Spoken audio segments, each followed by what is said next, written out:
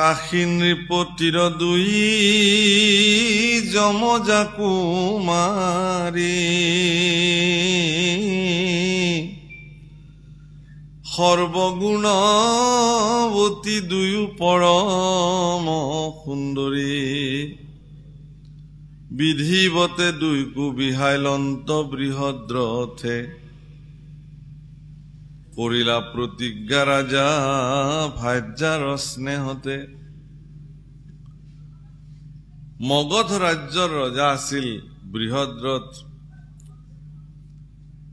আৰু সেই বৃহদ্ৰথে কাশী ৰাজ্যৰ যমজ কুমাৰী দুগৰাকীক বিধিবত বিবাহ সম্পাদিত কৰিলে।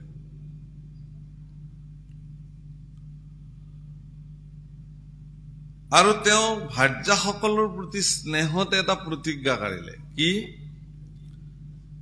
হে ৰাম দুয়ো বাহিনীতে প্ৰৱৰ্তিও সমভাৱে সিহিমতে কতু কাল নীলন্ত উৎসৱে যেতিক্ষণে বসি থাকে সভাৰ মধ্যত দুয়ো পাশে দুয়ো ভাৰ্যা থাকন্ত লগত। ইয়াত আৰু এটা প্ৰিণ্টিং মিষ্টেক হৈছে দুয়ো বাহিনী নহয় দুয়ো বহিনী মানে দুগৰাকী ভনীয়েককে তেওঁ বিবাহ কৰি লৈ অহা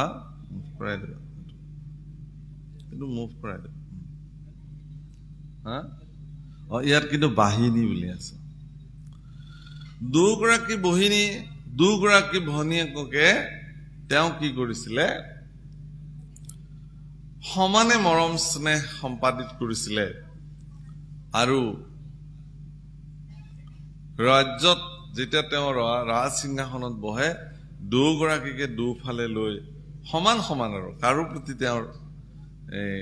কি কয় কম বেছি বা হিন্দেৰি তেওঁৰ নাই সমানে ভাল পায়।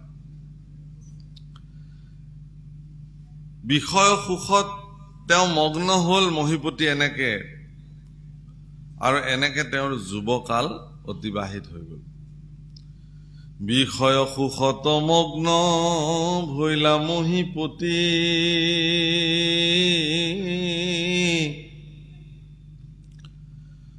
যুৱাকাল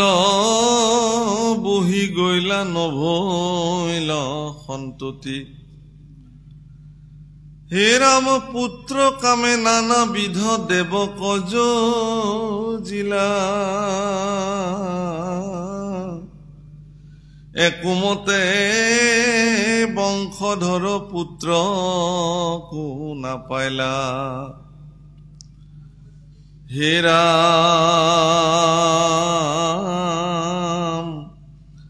চিন্তান্বিত ভৈলা ৰাজা মনে নাই সুখ হৰি হৰি পাপি নেদেখিলো পুত্ৰ মুখ। যেহেতু যৌৱনকাল অতিবাহিত হৈ গল পুত্ৰ মুখ তেওঁ নেদেখিলে এই কথাই তেওঁক বহুত ব্যথিত কৰিলে আৰু তেওঁ অত্যন্ত চিন্তান্বিত হৈ গল যে হে হৰি মই অত্যন্ত অপৰাধী পাপী যাৰ কাৰণে মোৰ পুত্ৰ মুখ জীৱনত দেখাৰ সৌভাগ্য মোৰ নঘটিলে। এই বুলি ৰজা মগধ ৰাজ্যৰ মহিপতি মহাৰাজ বৃহদ্ৰথে দুখ কৰিবলৈ আৰম্ভ কৰিলে। ৰাম গৌতম নন্দন কৌশিক মুনি বৰ তীব্ৰ তপে শ্ৰান্ত তান ভৈলা কলে বৰ আপোন ইচ্ছাই ঋষি গৈল তান ঠাই বৃক্ষ মূলে বসিয়া শীতল ছায়া পাই। বৃহদ্ৰথ ৰাজা দুয়ো পত্নী সমন্বিতে ও আগবাহী ঋষিক পূজিলা বিধিমতে। ইতিমধ্যে গৌতম নন্দন মহামুনি কৌশিকে প্ৰচণ্ড তাপত শ্ৰান্ত হৈ তেওঁ বৃক্ষৰ তলত বহি থাকিলে আৰু হেন সময়তে মহাৰাজ মগধ ৰাজ্যৰ প্ৰতি আৰু তেওঁৰ দুগৰাকী পত্নীয়ে গৈ তেওঁ কৌশিক ঋষিক অত্যন্ত সেৱা শুশ্ৰূষা সৎকাৰ আদি সম্পাদিত কৰিলে।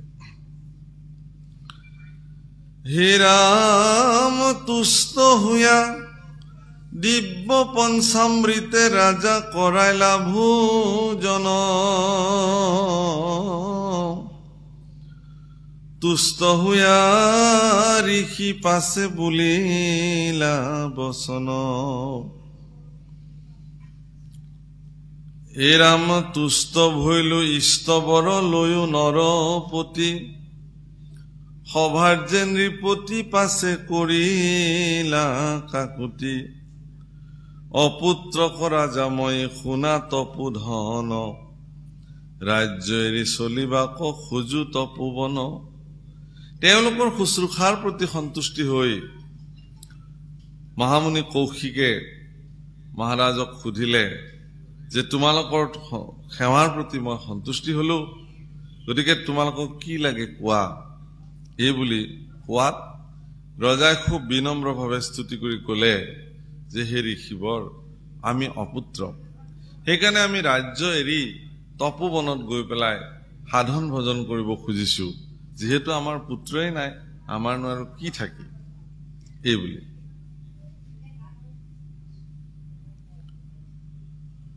হে ৰাম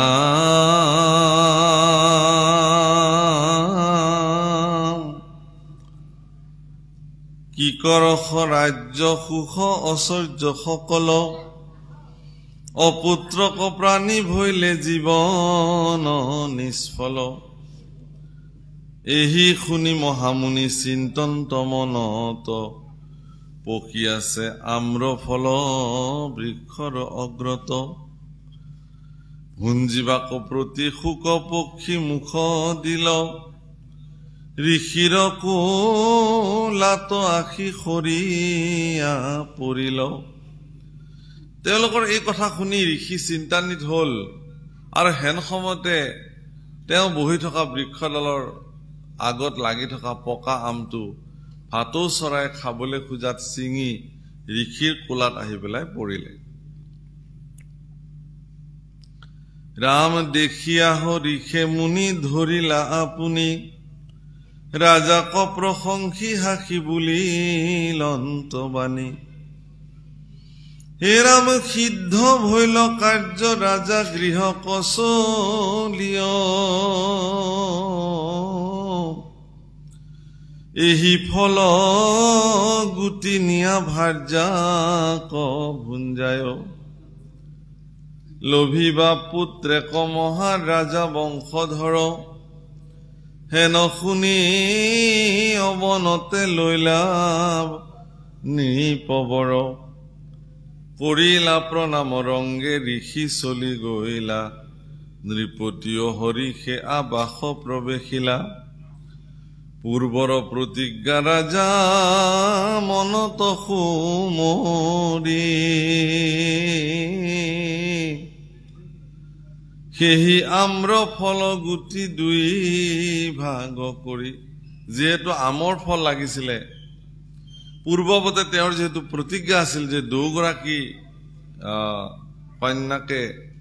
বা ৰাণীকে তেওঁ সমানে সকলো বস্তুৰ ভাগ দিব, গতিকে এই ঋষিৰ পৰা প্ৰাপ্ত দিব্য ফলকো তেওঁ দুভাগ কৰিলে আৰু দুগৰাকী ৰাণীকে এফাল এফাল আম খাবলৈ দিলে। কিবা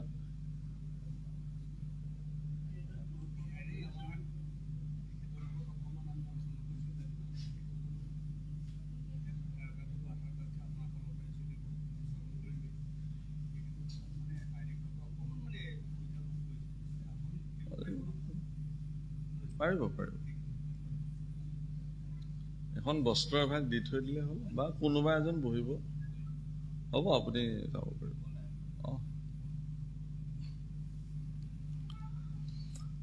হে ৰাম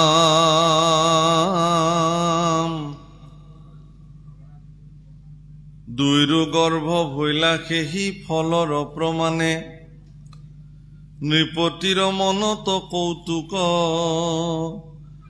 আৰ নৃপতিৰ মনত কৌতুক অসংখ্যাত পাছে এক দিনা দুইৰো গৰ্ভ ভৈলা জাত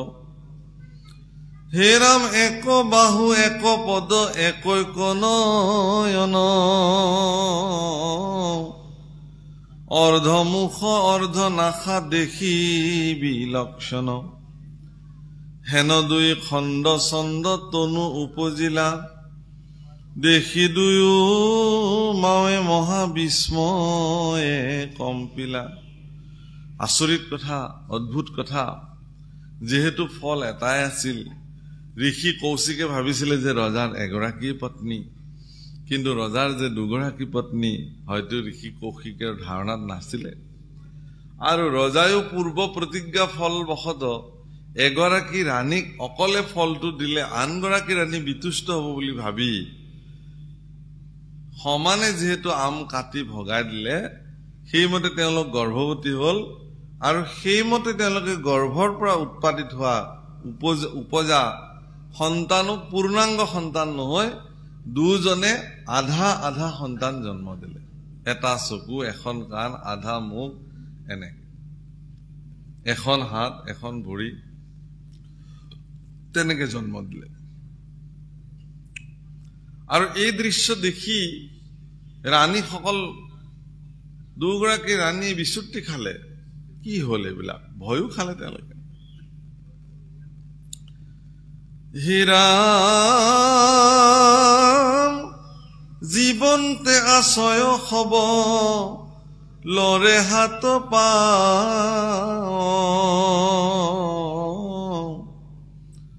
অদ্ভুত দেখি আলোচিলা দুয়ো মাও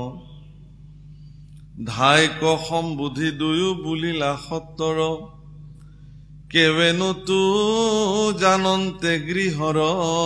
বাজ কৰ আৰু ধাইগৰাকীক কলে যে কোনেও গম নাপাওঁতে এই আধা আধা সন্তান দুটা বাহিৰলৈ নি কৰবাত পেলাই দিব লাগে কাৰণ এইটো অকল্যাণকাৰী কথা ৰাণীসকলৰ মৰ্যাদাৰ কথা আছে গোটেই ৰাজ্যত এই বাৰ্তাই হয়তো এক বিৰূপ প্ৰতিক্ৰিয়াৰ সৃষ্টি হ'ব যে ৰাজ্যৰ ৰজা ৰাণীগৰাকী ইমানেই কুলক্ষিনী যে তেওঁলোকে ইমান দিনৰ মূৰত তপস্যাৰ ফলত প্ৰাপ্ত সন্তান তাকো তেওঁলোকে এটা পূৰ্ণাংগ সন্তান জন্ম দিয়াৰ ক্ষমতা তেওঁলোকৰ নাই তেওঁলোকে আধা আধা মানুহৰ শৰীৰযুক্ত সন্তান তেনেকে জন্ম দিলে গতিকে এইটো পেলাই দিয়া হা কৰবাত এইবোৰ কোনেও গম পাব নালাগে হীৰা হেহি শুনি দুয়ো ধাই বস্ত্ৰে ঢাকি লৈলা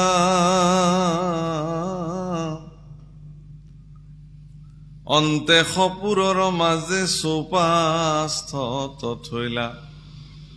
এইটো অদ্ভুত লোকে দেখি আমাক কুলক্ষিনী বুলি নিন্দিব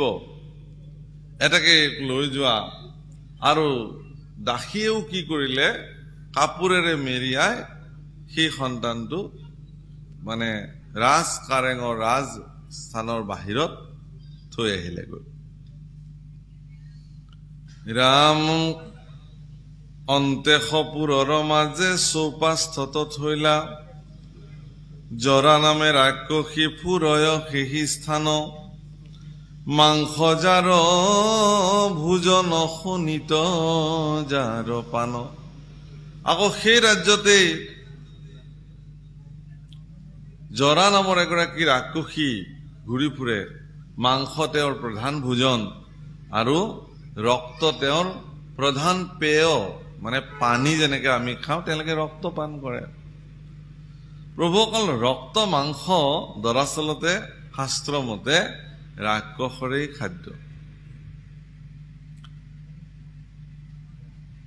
হীৰা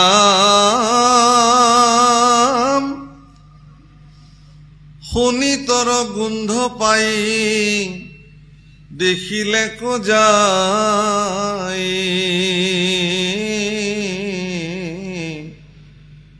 দুই খণ্ড শৰীৰ পৰিয়া সেই ঠাই মাংসৰ গোন্ধ তেজৰ গোন্ধ বহু দূৰৰ পৰাই শুনিলে ৰাক্ষসীয়ে আৰু ততাতয়াকে সেই উৎস য'ৰ পৰা সেই গোন্ধ আহিছে সেই উৎসলৈকে তেওঁ গমন কৰিলে গমন কৰি দেখিলে যে দুটখৰ মানে মানুহৰ শৰীৰ দুফাল হৈ পৰি আছে গতিকে ৰাক্ষসীৰ কাৰণে খাদ্য মিলি গ'ল তাহলে ভালেই পায় আমাৰো এনেকুৱা বহুত পৃথিৱীত জীৱ আছে যিবিলাকে তেনেকুৱা মাংসৰ গোন্ধ পালে বহুত দূৰৰ পৰাই গম পাই যায় আকৰ্ষিত হৈ যায়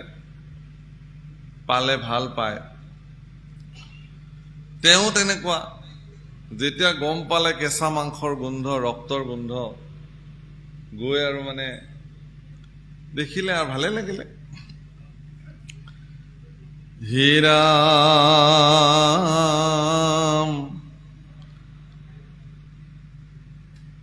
দুই খণ্ড শৰীৰক দুই হাতে ধৰি দৈবেনীয়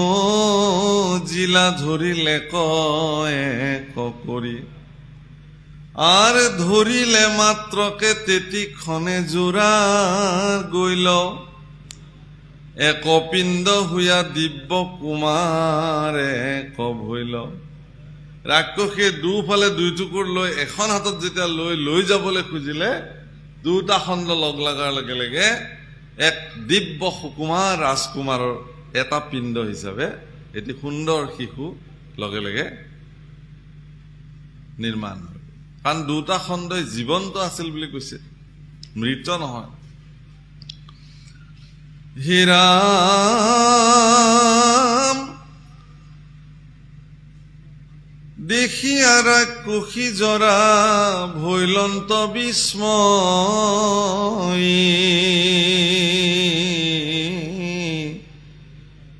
বহিবেনো আৰি শিশু যেন বজ্ৰময়ী তাম্ৰবৰ্ণ কৰমুঠি কৰিয়া বালকে কান্দিবেলা গিলা যেন গৰ্জে বলাহকে আৰ অন্তে সপুৰৰ জনে শুনি ভীত ভইলা ৰাজায়ে সহিতে পাছে চাহিবা কগৈলা যেই শিশু জোড়া লাগি গল তাম্ৰবৰ্ণ বজ্ৰসম শৰীৰ ৰাক্ষসীয়ে এক হাতে ধৰি ৰাখিব পৰা নাই ইমান ওজন প্ৰচণ্ড শক্তিমান বাহুবলী পৰাক্ৰমী জৰাসন্ধ গতিকে সেই শিশুটি জৰা নামৰ ৰাক্ষসী গৰাকীয়ে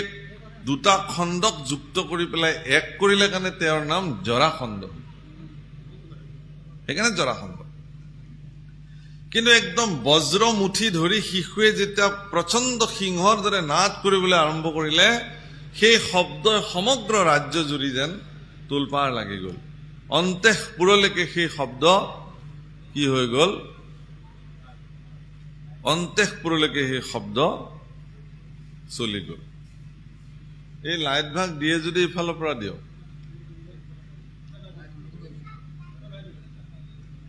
হা চকুত লাগিছে এইফালৰ পৰা দিয়ক পাৰিবনে নাই এইটো পোষ্টৰ পৰা দিয়ক অকমান হেৰি কৰি ৰাখিছেনে